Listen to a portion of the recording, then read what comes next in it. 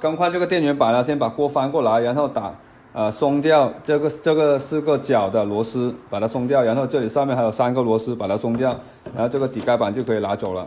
拿走之后，你就直接看到电源板了啊。看到电源板之后，首先你要搞清楚那个线啊，哪根插到哪个插头来啊，哪一根插到哪里。如果记不到了，也可以先拍个照啊。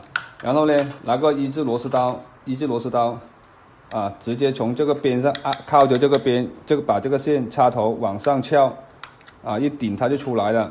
你最好是拿上新的电源板，你拔一个，你就直接对应的新的电源板插一个，这样就不会错了。然后呢，第二个也一样的啊，把它顶上来。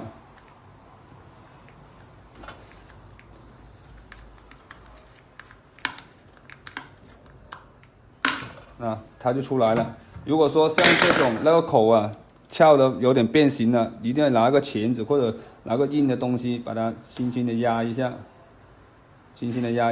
然后把它重新插到新的电源板上去。这个也是一样的啊，然后这里还有三个插头啊，你先搞清楚哪个插在哪里，再拔，不然拔了之后全部都忘记了。然后一个一个的啊，把它拔起来啊。这里它有一个卡扣的，先往边上按一下，先往里面按一下，然后直接拔起来啊。这个一样的，先往边上按一下，直接把它拔起来就可以了。然后把对应的拔一个插一个在新的电源板上，这样你就不会忘记了。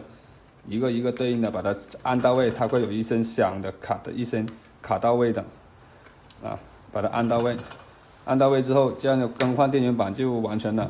然后呢，就把这个底盖啊对应的，它是这个方向摆的，对应的4个这个螺丝孔，把它对应的放到啊对好那个位置，这个孔在上面打上那个固定螺丝，然后重新把它套好啊。这个线槽一定要把它卡到这里来。然后再把这个底盖板重新固定下去，然后对好这4个边，然后打上4个固定螺丝，这样就可以了。